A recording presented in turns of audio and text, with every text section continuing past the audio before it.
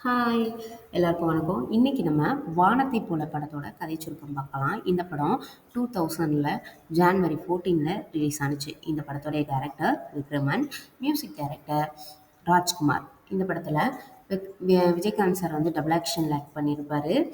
மீனா இருக்காங்க, கௌசல்யா, பிரபுதேவா, லிவிங்ஸ்டன் இவங்க கூட காமெடி ஆக்டர் செந்தில் அவரும் இருக்காரு. இந்த படம் பார்த்தீங்கன்னா, ஒரு குடும்ப படம். ஃபேமிலியோட எல்லாரும் உட்காந்து பார்க்குற மாரி ஒரு அழகான படம். எந்த ஒரு சீனுமே முகம் சுளிக்கிற மாரி அந்த மாரி விஷயம் எதுவுமே இருக்காது. இந்த படம் பார்த்தீங்கன்னா, ஸ்டார்ட்டிங்கில எப்படின்னா, விஜயகாந்த் சார் இருக்கார் இல்லையா? அவர் வந்து தன்னுடைய 3 தம்பிகளையும் கஷ்டப்பட்டு வளர்த்துக்கிட்டு இருப்பாரு. அம்மா, அப்பா கிடையாது. ஸோ, அவர் வந்து வளர்த்துக்கிட்டு வருவாரு. பார்த்தீங்கன்னா, அந்த பிள்ளைங்களுக்கு எந்த ஒரு சூழ்நிலையிலுமே கஷ்டமா எந்த விஷயத்தையும் பண்ணிறக்கூடாது அப்படின்ற மாரி, அவங்கள ரொம்பவே பொத்தி பொத்தி வளர்த்துக்கிட்டு வருவாரு. அப்போ பார்த்தீங்கன்னா, இவருக்கு கல்யாணம் பண்ண போகையில கூட அந்த பொண்ணு வந்து இந்த பசங்கலாம் வேணாம் ஹாஸ்டலுக்கு அனுப்பிரு அப்படின்னு சொன்னோனே, தனக்கு கல்யாணமே வேணாம் அப்படின்னு சொல்லிட்டு இருக்கிற அளவுக்கு தம்பிங்க மேல அவ்வளோ பாசமா இருப்பாரு. அதுல ஒரு தம்பி தான் விஜயகாந்தாவும் இருப்பாரு. ஒருத்தரு பிரபுதேவா, இன்னொருத்தர் லிவிங்ஸ்டன். தன்னோட தம்பிங்கள நல்லா படிக்க வைக்கணும்னு படிக்க வைப்பாரு. பிரபுதேவா வந்து டாக்டருக்கு படிக்க வைப்பாரு. லிவிங்ஸ்டனை வந்து போலீஸ்க்கு. ஆனா அந்த விஜயகாந்த் தம்பி இருக்கார் இல்லையா? அவருக்கு மட்டும் கொஞ்சம் படிப்பு வராததுனால அவர் வந்து ஒரு ஹோட்டல்ல வந்து வேலை பார்த்துட்டு இருப்பாரு. செந்தில் அவரோட ஹோட்டல்ல தான் வேலை பார்ப்பாரு. இவரு விஜயகாந்த் அண்ணன் விஜயகாந்த் வந்து எப்படின்னா, ஊர்லயே நல்ல ஒரு மதிக்கத்தக்க ஒரு ஆளா இருப்பாரு. அதாவது கோயில்ல வந்து தர்மகர்த்தா இருப்பாங்க இல்லையா? கோயில் நகைகள்ல இருந்து எல்லா விஷயத்தையும் பத்திரமா பார்த்துக்க வேண்டியது அவங்களோட பொறுப்புல தான் இருக்கும். அந்த வேலையிலலாம் இருப்பாரு. பார்த்தீங்கன்னா, தம்பிங்களையும் நல்லா படிக்க வச்சிருப்பாரா, லிவிங்ஸ்டன் விஷயத்தில பார்த்தீங்கன்னா, அவர் வந்து போலீஸ் ஆகி வருவாரு. ஃபர்ஸ்ட் டைம் வருவாரு.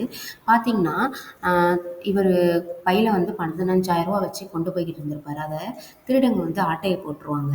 பார்த்தீங்கன்னா, இவர் மேல பழி விழுந்துரும். இவர் தான் வேணும்னே எடுத்து வச்சுட்டு பொய் சொல்றாரு அப்படின்னு சொல்லிட்டு, அதில ஊர்லயே இப்ப நல்ல மனுஷங்கன்னா அவங்களுக்குன்னு ஒரு எதிரிகள் இருக்க தானே செய்வாங்க. அவங்க போய் போலீஸ்ல கம்ப்ளைண்ட் குடுத்தோனே, போலீஸ் ஃபர்ஸ்ட்டு போய் கம்ப்ளைண்ட் பண்ணோனே வர்றது யார் தெரியுமா? லிவிங்ஸ்டன் தான். ஆனா வந்துட்டு தன்னோட அண்ணன அரெஸ்ட் பண்ண மாட்டாரு. தங்களுக்காகவே வாழக்கூடிய எங்க அண்ணன் கண்டிப்பா இந்த மாரி பண்ணியிருக்க மாட்டாரு. ஆனா அவர் பண்ணியிருக்காரு அப்படின்னு சொல்லி நீங்க வந்து கம்ப்ளைண்ட் குடுத்து நான் அரெஸ்ட் பண்ணணும் அப்படின்னா, இந்த மாரி ஒரு வேலையே எனக்கு தேவையில்ல அப்படின்னு சொல்லிருவாரு. அந்த அளவுக்கு தன்னுடைய அண்ணங்க மேல அண்ணன் மேல பாசமா இருப்பாரு. அது மாரி அண்ணங்களும் தம்பிங்க மேல ரொம்பவே பாசமா இருப்பாங்க. இந்த மாரி இருக்கும். இந்த மாரி இருக்கும். பிரபுதேவாவுடைய கேரக்டர் அந்த மாரி பார்க்கும்போதுனா, அவரு காலேஜ்ல எம்பிபிஎஸ் வாங்கிட்டு ஒரு பெரிய ஸ்டேஜ்ல பேசிட்டு இருப்பாரு. அப்ப வந்து அண்ணன வந்து வர சொல்லியிருப்பாரு. இவரு போவாரா, இவரு கொஞ்சம் வில்லேஜ்லேருந்து போறனால ட்ரெஸ்ஸிங் சென்ஸ்லாம் கொஞ்சம் ஒரு மாரி அழுக்கு வேட்டி சட்டை மாரி இருக்கும். அந்த மாரி வந்துட்டு போவாரு. முறுக்கு எல்லாம் சுட்டு தன்னோட தம்பிக்காண்டி டின்ல வச்சு கொண்டு போவாரா, அங்க உள்ள வாட்ச்மேன் "என்ன முறுக்கு விக்க இங்க வர?" அப்படின்னு சொல்லிட்டு புடிச்சு பத்தி விட்டுருவாரு. அத ஸ்டேஜ்ல நிக்கக்கூடிய பிரபுதேவா பார்த்துட்டு வேகமா ஓடியாந்து அவருடைய அண்ணன கூட்டிட்டு போயி ஸ்டேஜ்ல வச்சு அவ்ளோ பெருமைப்படுத்துவாரு. "எங்க அண்ணன் எல்லாத்தையும் விட்டு குடுத்துட்டு வாழ்றதுனால மட்டும் தான் நான் இன்னைக்கு டாக்டரா இருக்கேன்." அப்படின்னு சொல்லிட்டு ரொம்பவே பெருமையா பேசுவாரு. அதே மாரி இவருக்கு விஜயகாந்த் அண்ணனா இருக்காரு இல்லையா? அவருக்கு என்ன ஒரு ஒரே ஒரு மனக்கஷ்டம் அப்டின்னா, தன்னோட 2 தம்பிங்கள நல்லா படிக்க வச்சுட்டோம். ஆனா இவன் மட்டும் நல்லா படிக்கலையே அப்டின்னு சொல்லிட்டு, அந்த ஒரு விஜயகாந்த் இருக்கார் இல்லையா? அவர் மேல ரொம்பவே பாவமா இருப்பாரு. இவரு போயிட்டு ஹோட்டல்ல போய் வேல பார்க்குறது, டேபிள் துடைக்கிறதெல்லாம் பார்த்துட்டு இவருக்கு கொஞ்சம் கஷ்டமாவே இருக்கும். அப்புறம் பார்த்தீங்கன்னா, அந்த விஜயகாந்த் வந்து சின்ன வயசுலேருந்தே மீனா அவங்கள வந்து ஒண்ணா பழகி பேசிட்டு இருந்திருப்பாங்க. அந்த ஒரு சின்ன ஒரு அஃபெக்ஷன் இருக்கும் இல்லையா? அந்த சின்ன வயசுலேருந்து பழகுனனால, அந்த அஃபெக்ஷன்ல அவங்க வெளில போயிட்டு நல்லா படிச்சுட்டு பெரிய ஆளா வருவாங்க. மீனா. அவங்கள சேம் அதே லவ் அவங்களுக்கும் இருக்கும்னு நெனச்சுட்டு இவரு போய் பேசுவாரு. ஆனா, அவங்களுக்கு இவர சுத்தமா புடிக்காது. அவங்களுக்கு வந்து வேற ஒரு இடத்துல கல்யாணம் நிச்சயம் பண்ணியிருப்பாங்க. அப்புறம் மீனாவோட அம்மா தான் சொல்லி புரிய வைப்பாங்க மீனாவுக்கு. "அவர் அப்படிலாம் பேசாத. அவரு தான் இந்த மாரி நம்மளுக்கு வந்து நெறைய ஹெல்ப் பண்ணியிருக்காங்க. அவங்க அண்ணன் மூலமா உங்க அப்பா நெறைய ஹெல்ப் அனுபவிச்சிருக்காரு. ஆனா, இப்ப வந்து அவர் அத மறந்துட்டாரு." அப்படின்னு சொன்னதுக்கப்புறம் தான் மீனாவுக்கு புரிய வரும். அந்த பழைய ஞாபகங்கள அவங்க வந்து ஞாபகப்படுத்தி பார்ப்பாங்க. ஆமா இவரு தானோ அப்படின்னு சொல்லிட்டு.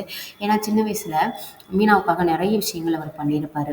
அதெல்லாம் யோசிச்சு பார்த்துட்டு லாஸ்ட்ல மீனாவுக்கும், விஜயகாந்துக்கும் கல்யாணம் பண்ணி வச்சுருவாங்க. அவங்க வந்து வீட்டுக்கு வந்துருவாங்க. வந்ததுக்கப்புறமா ஃபர்ஸ்ட்டு வீட்டுக்கு சீர் வரும் இல்லையா? வரும்போது அந்த பாத்திரத்தில ஃபுல்லா கௌரி கௌரின்னு சொல்லிட்டு மீனாவோட பேர எழுதி அவங்க அப்பா வந்து அனுப்பி விட்டுருப்பாரு. அத பார்த்தோன்னே மீனாவுக்கு வந்து ரொம்பவே கஷ்டமா போயிரும். இந்த வீட்ல இதுவரைக்கும் இது என்னோட பொருள், இது உன்னோட பொருள்னு அந்த பாகுபாடு வந்ததே இல்ல. திடீர்னு நான் வந்துட்டு இது வந்து என்னுடைய பாத்திரம் அப்படின்னு சொல்லிட்டு பேர் எழுதி வச்சுக்கிட்டா அது நல்லா இருக்காது. அதனால தயவு செஞ்சு இதெல்லாம் கொண்டு போயிருங்க அப்படின்னு சொல்லிட்டு மீனா ரிட்டர்ன் அனுப்பி விட்றாங்க அந்த பொருளெல்லாம். அதோட விஜயகாந்த் அந்த மூத்த விஜயகாந்த் இருக்கார் இல்லையா? அவருக்கு ரொம்பவே சந்தோஷமா இருக்கும். பரவால்ல நம்ம வந்து வீட்டுக்கு நல்ல மருமகள தான் கூட்டிட்டு வந்திருக்கோம் அப்படின்னு சொல்லிட்டு. 2வது தம்பி லிவிங்ஸ்டனுக்கு கல்யாணம் பண்ணுவாங்க. லிவிங்ஸ்டனுக்கு கல்யாணம் பண்ற பொண்ணு எப்படின்னா, இவர் வந்து தண்ணி கேட்டாலும் அள்ளி குடுக்க மாட்டாங்க. மீனா கிட்ட போயிட்டு, "இந்தா அவர் தண்ணி கேட்கிறாருப்பா அள்ளி குடுங்க" அப்படின்ட்டு போயிடுறது. சட்டை கேட்டாலும், "இந்தா அவர் கேட்கிறாரு எடுத்து குடுங்கன்னு" சொல்லிட்டே போயிருவாங்க. அதில என்ன ஆயிரும்னு பார்த்தீங்கன்னா, லிவிங்ஸ்டனுக்கு கொஞ்சம் கஷ்டமா இருக்கும். அப்போ போயிட்டு ஒரு தடவ சொல்லுவாங்க, "நீ என்ன எங்க அண்ணன் எப்ப கேட்டாலும் அந்த அவங்களே போய் எடுத்து குடுக்க சொல்றியே, நீ பண்ண மாட்டியா? உனக்கு என்ன அவ்வளோ திமிரா?" அப்படின்னு சொல்லி திட்டுவாங்க. அப்பதான் அந்த பொண்ணு சொல்லுவாங்க, "இல்லங்க, நான் பொறந்ததுனயே எங்க அம்மா இறந்து போயிட்டாங்க. அந்த மாரி இருக்கிறனால என்னை எல்லாரும் ராசி இல்லாதவ, ராசி இல்லாதவன்னு தான் சொல்லுவாங்க. நான் நடந்து வந்தா கூட தெருவுல அவங்க என்னைய பார்த்துட்டு வெளியில கிளம்புறவங்க கூட டக்குன்னு வீட்டுக்குள்ள போயிருவாங்க. இவ வர்றா, இவ மூஞ்சில முழிச்சுட்டு போனா நல்லா இருக்காதுன்னு. அதனால தான் என்னோட மூஞ்சில முழிச்சுட்டு போய் உங்க அண்ணனுக்கு ஏதாவது ஆயிரக்கூடாதுல்ல. அதனால தாங்க நான் அப்படி சொன்னேன்னு சொன்னோனே, ரொம்பவே கஷ்டமா போயிரும். விஜயகாந்துமே அத கேட்டுக்கிட்டு இருப்பாரு. வேகமா போயிட்டு, இனிமே நீதாம்மா நான் போகும்போது எல்லாமே நீ எடுத்து தரணும்" அப்படின்னு சொல்லிருவாரு. உடனே அந்த பொண்ணுக்கு ரொம்பவே சந்தோஷமா போயிரும். ஏன்னா, சின்ன வயசுலேருந்து அந்த பேர் ராசி இல்ல, ராசி இல்லன்னு சொல்லிட்டு வாங்கிட்டே வந்திருப்பாங்க இல்லையா? அதனால அவங்களுக்கு அந்த அந்த நேரத்தில வந்து அவ்வளோ ஒரு சந்தோஷமா இருக்கும். அதோட அந்த ஒரு பிரச்சனை தீர்ந்துரும். 3வதா பார்த்தீங்கன்னா, பிரபுதேவா வந்து கௌசல்யா அவங்க 2 பேரும் சேர்ந்து அ காலேஜ்ல வந்து ஒண்ணா படிச்சிருப்பாங்க. ஸோ லவ் பண்ணியிருப்பாங்களா, அப்ப அவங்க 2 பேரும் லவ் பண்ற விஷயம் விஜயகாந்துக்கு தெரிய ஆரம்பிச்சுரும்.